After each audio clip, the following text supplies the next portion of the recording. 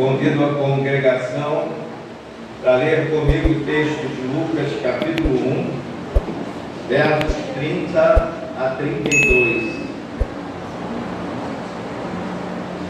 Evangelho de Lucas, capítulo 1, versos 31 a 32.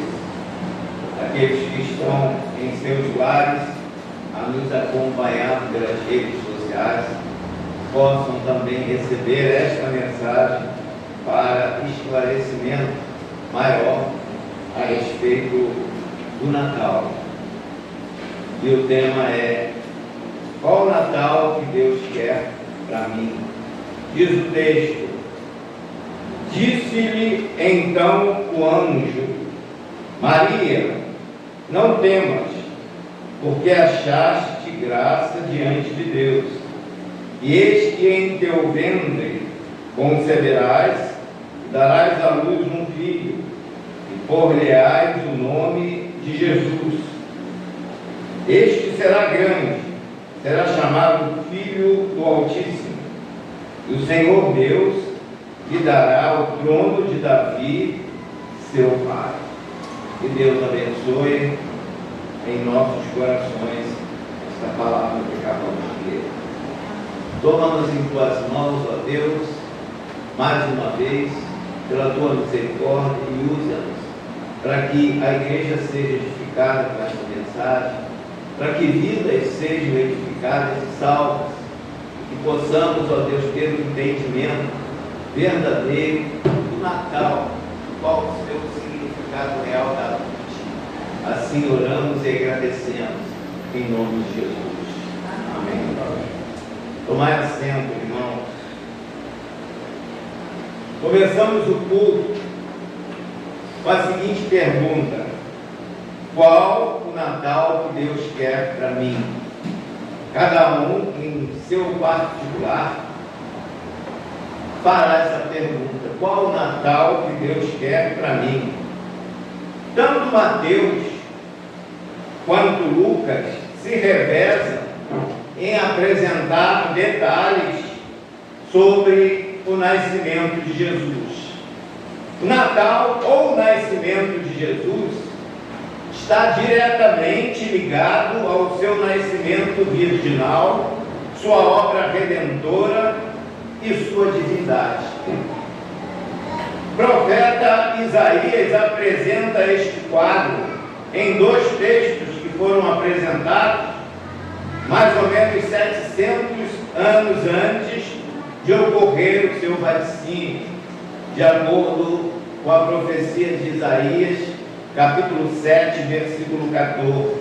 Portanto, o Senhor mesmo vos dará um sinal, e eis que uma virgem conceberá, e dará à luz um filho, e lhe chamará Emanuel, que quer dizer Deus conosco.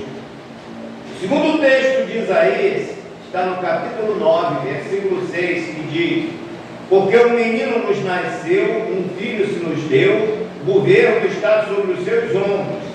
Seu nome será maravilhoso, conselheiro, Deus forte, Pai da eternidade, príncipe da paz. De acordo com o que Mateus registrou, no capítulo 1, versículo 18, Jesus foi concebido por obra e graça do Espírito Santo e nasceu de Maria, sendo ela virgem na ocasião. Sua conceição, portanto, foi sobrenatural, não de semente humana, mas divina. Cumprindo-se a profecia de Isaías com relação a Maria, a mãe virgem que concebeu a Jesus. Uma pergunta que poderia ser feita é com relação ao nome da criança que nasceu. Ela se chamava Emanuel, segundo a profecia de Isaías, capítulo 7, verso 14, ou Jesus, de acordo com Mateus, capítulo 1, versículo 21. Qual o nome dele verdadeiro? De Isaías, Emanuel, ou aquele que foi dado pelo anjo, Jesus, conforme Mateus capítulo 1, versículo 21.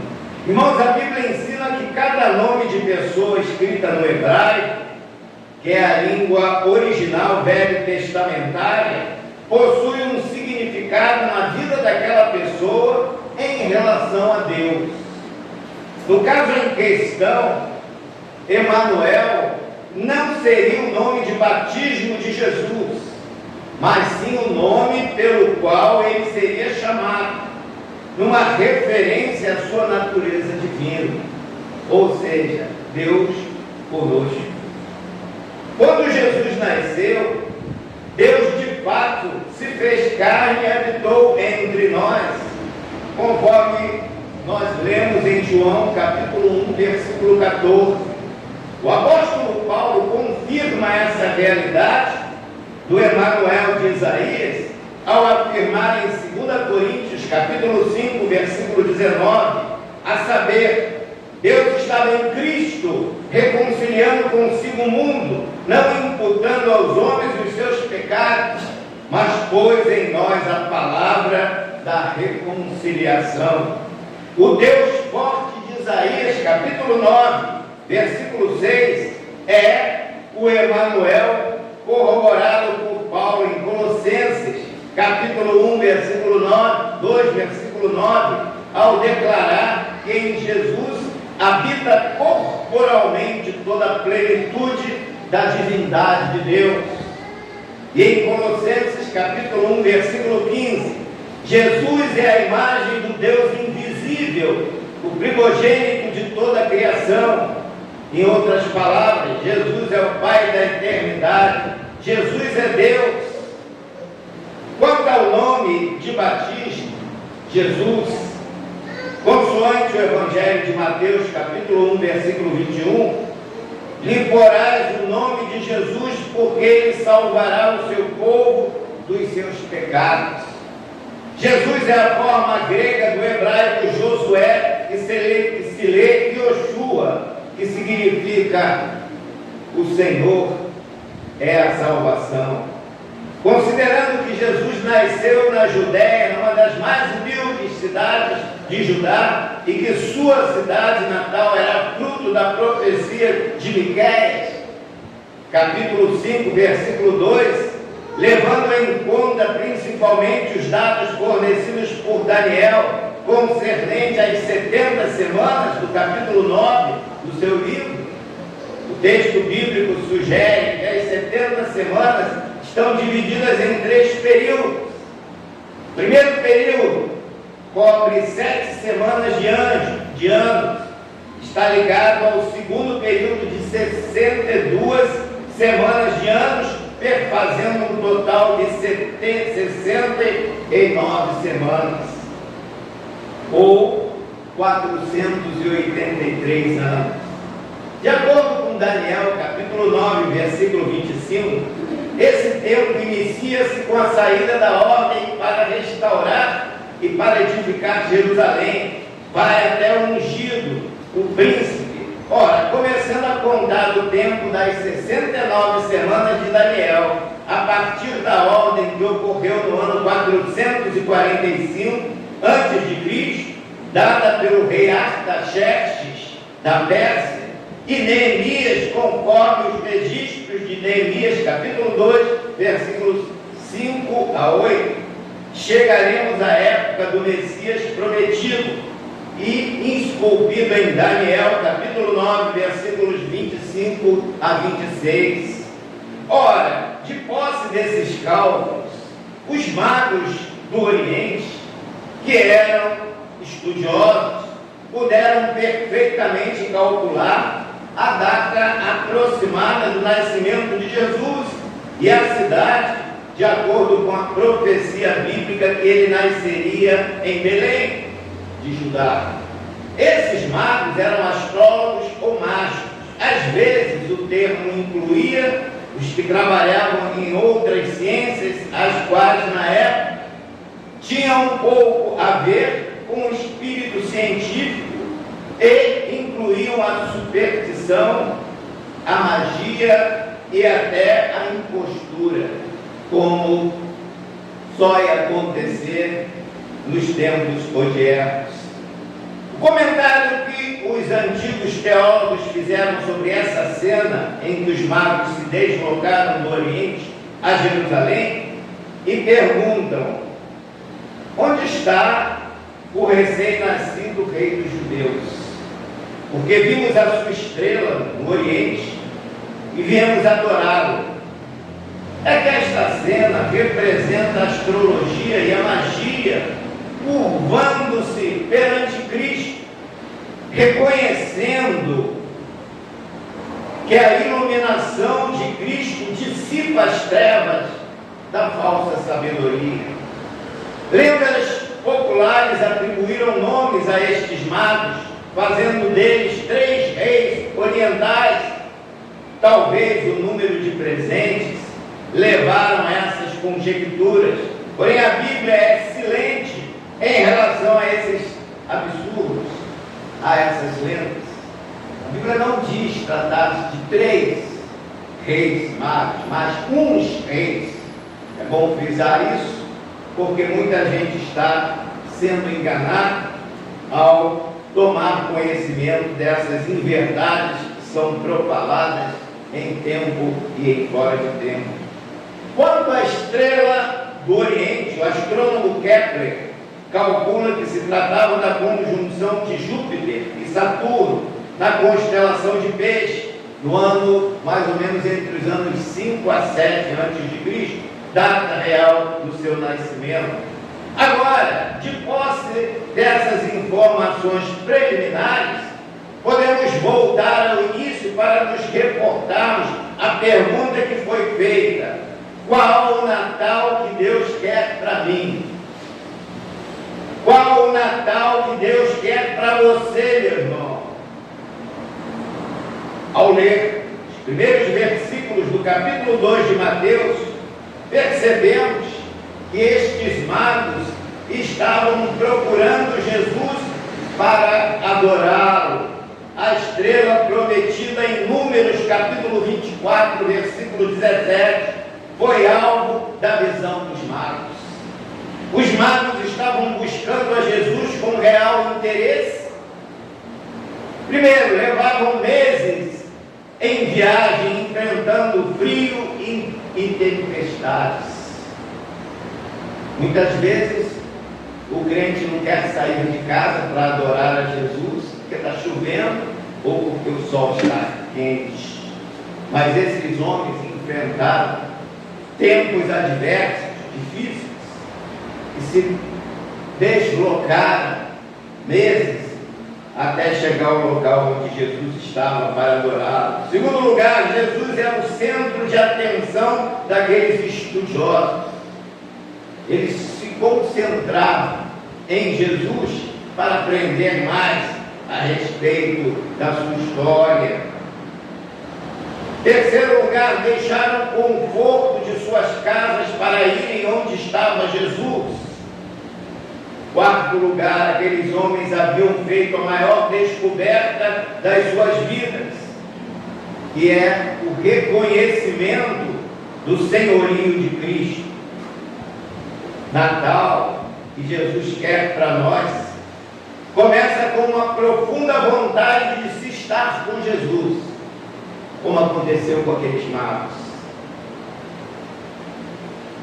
O Natal que Deus ensina através da Bíblia é um culto de adoração a Jesus, pois eles disseram: pois do Oriente vimos a sua estrela e viemos adorar. O Evangelho de Mateus, capítulo 2, versículo 2.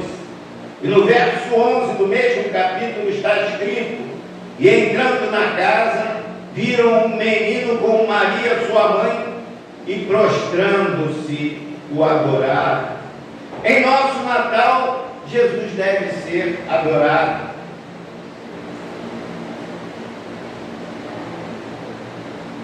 Existe um sentimento de dar e de servir. E a Bíblia diz: melhor coisa é dar do que receber. No Evangelho de Mateus, capítulo 2, versículo 11, está escrito: e abrindo os seus tesouros, ofertaram-lhe dádivas, ouro, incenso e mirra.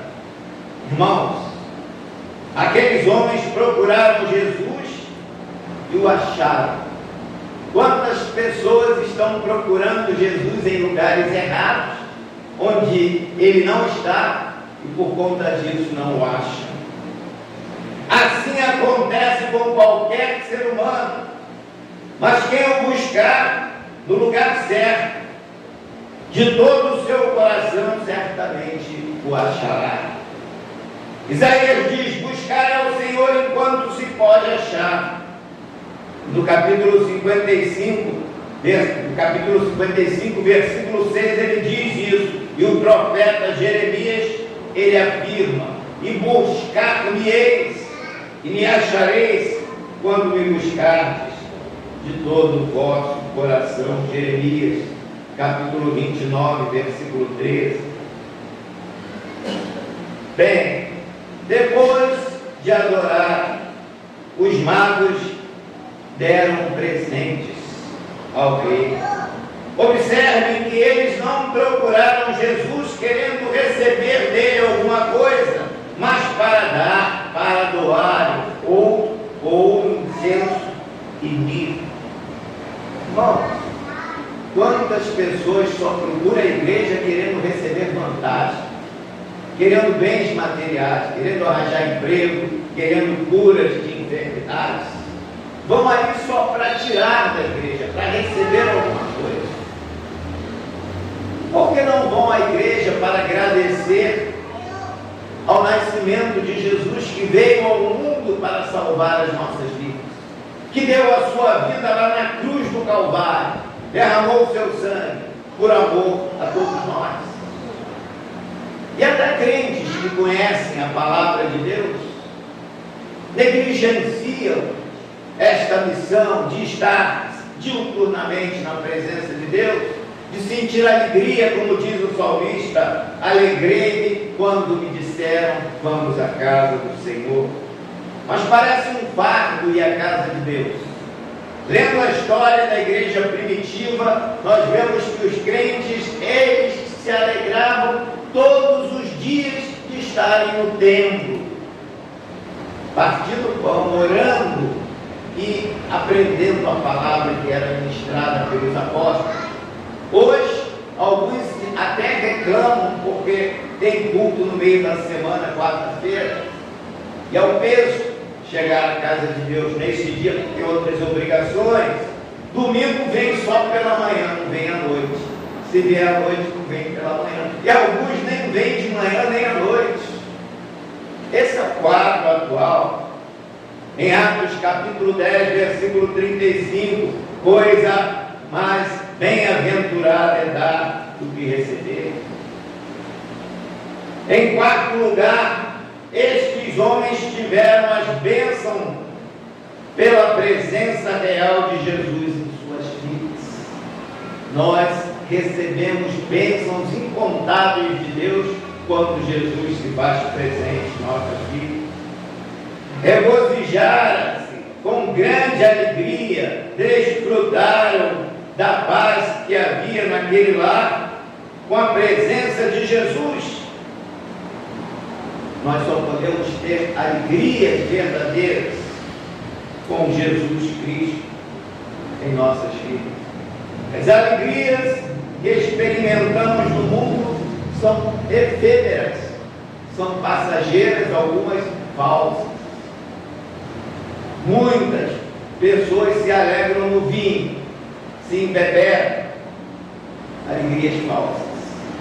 A alegria verdadeira é a alegria do Espírito Santo de Deus. Paulo advertiu a igreja de Éfeso: não vos embriagueis com vinho em que há contendas, mas enchei-vos do Espírito. O Espírito nos traz a alegria interior, que só Deus pode dar, e ninguém também pode tirá-la de nós. Nascimento do Salvador da humanidade apresenta um belo quadro poético, por vezes contraditório. A simplicidade dos pastores, a ciência dos magos e a sanha dos poderosos. Ele sendo procurado para ser adorado, presenteado, mas também procurado para ser humilhado e assassinado. Jesus sendo motivo de alegria e segurança, mas também sendo motivo de ódio e de inveja. Era o cumprimento da profecia, marco histórico da humanidade, a luz do nascimento em meio às trevas. Como dizia o profeta messiânico, o povo que andava em trevas viu uma grande luz, e sobre os que habitavam na região da sombra da morte resplandeceu a luz. Isaías capítulo 9, versículo 2. O evangelista João, falando sobre Jesus, disse: ali estava a luz verdadeira que alumia a todo homem que vem ao mundo. João capítulo 1, versículo 9. O Criador se fazendo criatura, tendo dificuldade para encontrar um lugar para nascer. Nas estalagens, mas também hoje ele encontra lugar para nascer no coração dos homens. Paulo, com outras palavras, disse a mesma coisa, que sendo em forma de Deus, não teve por usurpação ser igual a Deus, mas aniquilou-se a si mesmo, tomando a forma de servo, fazendo-se semelhante aos homens. Filipenses, capítulo 2, versos 6 a 7. E em 2 Coríntios, capítulo 5, versículo 19, podemos ler: Deus estava em Cristo, reconciliando consigo o mundo, não lhes imputando os seus pecados, e pôs em nós a palavra da reconciliação. Já o apóstolo João, em seu evangelho, afirma: veio para o que era seu, mas os seus não o receberam. Mas a todos quanto o receberam, deu-lhes o poder de serem feitos filhos de Deus, isto é, aos que creem no seu nome. João capítulo 1, versículos 11 a 12. Eis Deus em Cristo, participando da nossa humanidade, a fim de que possamos participar da sua divindade. Para o rei recém-nascido, não havia lugar na cidade santa, onde o trono era reservado apenas para um soberano guerreiro. Para o sumo sacerdote, não havia lugar no templo.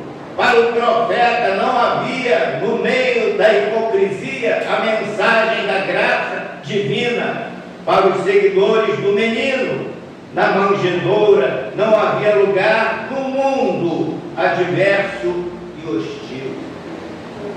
Também, no século 21, não há lugar para o Emanuel, que quer salvar os pecadores, dar a eles a sua vida e o seu coração. Esta é a melhor opção: dar a vida e o coração a Jesus como presente. Afinal, ver a sua estrela é muito bonito, mas ver a sua face é muito mais lindo. Lembremos que a vinda de Cristo ao mundo cumpre um propósito eterno, no qual eu e você estamos inseridos. Receber a soberania de Cristo faz com que valha a pena a árdua tarefa que o Filho iniciou como homem e chegou ao ponto crucial do seu sacrifício naquela cruz do Calvário por cada um de nós. Jesus nasceu numa estrebaria para que você pudesse nascer de novo como filho de Deus, salvo, perdoado e santo. Essa santidade deve ser preservada, mantida sempre e em todo lugar.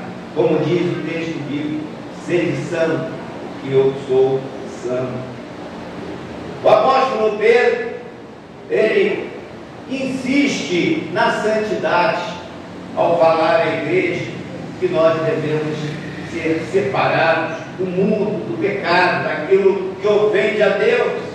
Mas como ele, começando aquele que vos chamou, sede vós também santos, em toda a vossa maneira de viver. 1 Pedro, capítulo 1, versículo 15. Quando você estiver diante da mesa na ceia do Natal, não se esqueça do conselho de Paulo. Portanto, quer comais, quer bebais, ou façais qualquer outra coisa, fazei tudo para a glória de Deus. 1 Coríntios, capítulo 10, versículo 31. Olhando para a história de Jesus, narrada no Novo Testamento, percebemos que ele trouxe percepções absolutamente novas para a humanidade. Dá para pensar em um Deus cuja notícia do seu nascimento foi dada primeiramente a pessoas humildes, pobres, pastores que estavam no campo. Dá para pensar em um Deus que não teve um lugar decente para nascer. Dá para pensar num Deus que curou, ensinou e pregou, mas não quis ser famoso, não quis receber as honras dos homens, dizendo para que não se divulgasse os seus milagres. Diante de Jesus estamos diante de um Deus imponderável. Até hoje ele é assim. Quando pensamos que ele vai agir de um modo, ele age de outro, sem nos dizer a razão que sabemos ser a melhor para nós.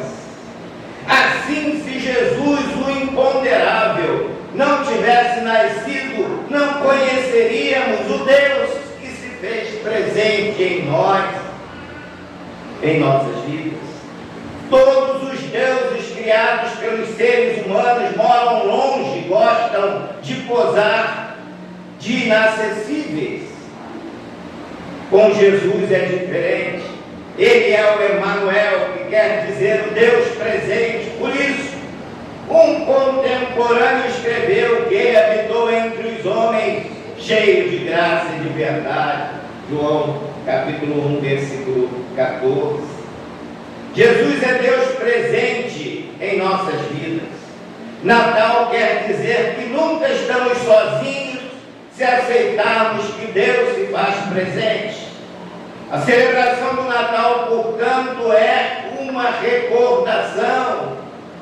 Deus mora conosco. Para nós crentes, Deus mora em nós. É uma certeza, mas para os não crentes é um convite. Vinde a mim, todos vós que estáis cansados e oprimidos. É uma oportunidade. Eis que estou à porta e bato. Foi para isto que Jesus veio ao mundo, para salvar os pecadores. É Natal, logo não estamos sozinhos. Deus está conosco todos os dias. O nascimento de Jesus foi diferente. A vida de Jesus foi diferente. A morte de Jesus também foi incomum. O nascimento de Jesus virou a história de cabeça para baixo.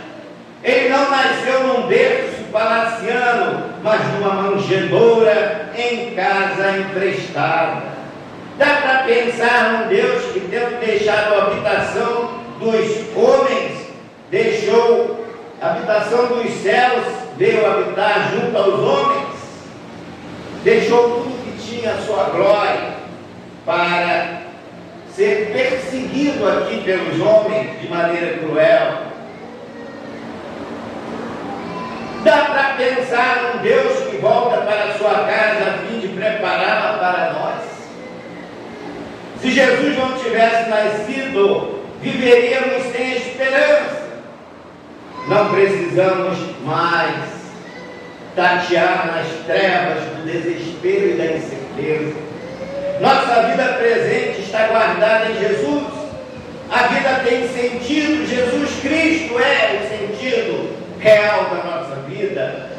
Podemos então cantar: sei do sentido do Natal. Sei o sentido do Natal, pois a história tem o seu lugar. Cristo veio para nos salvar. Ele é para mim.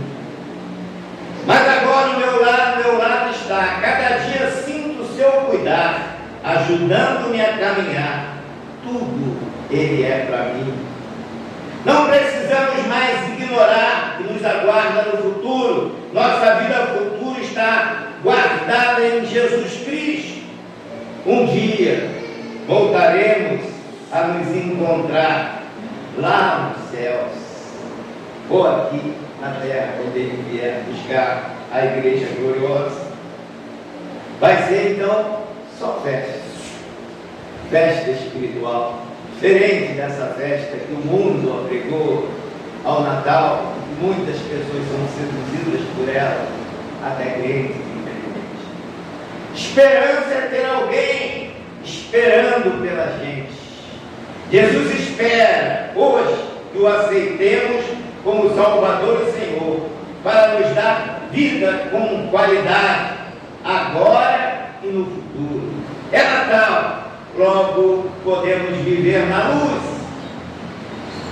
da esperança, porque esta é a promessa de Deus. Se fez gente, morou entre nós, como diz Robert Flatt. Não foi o homem quem inventou o ato de presentear, foi Deus quem começou essa corrente quando deu um presente inigualável. E que presente é esse? Jesus Cristo, que veio ao mundo. E esse dia que Ele veio ao mundo se chama Natal. Qual Natal que você quer? Qual Natal que você quer oferecer a Deus? Natal do mundo, comprometido com as iguarias desta vida, com regado a vinho, com o pecado e músicas, a estimular os ambientes fantasiosos, criados por mentes corrompidas pelo pecado. Ou você quer ver o Natal de forma espiritual, vendo nele o nascimento do Salvador da sua vida, a escolha de cada um. Que Deus assim nos abençoe.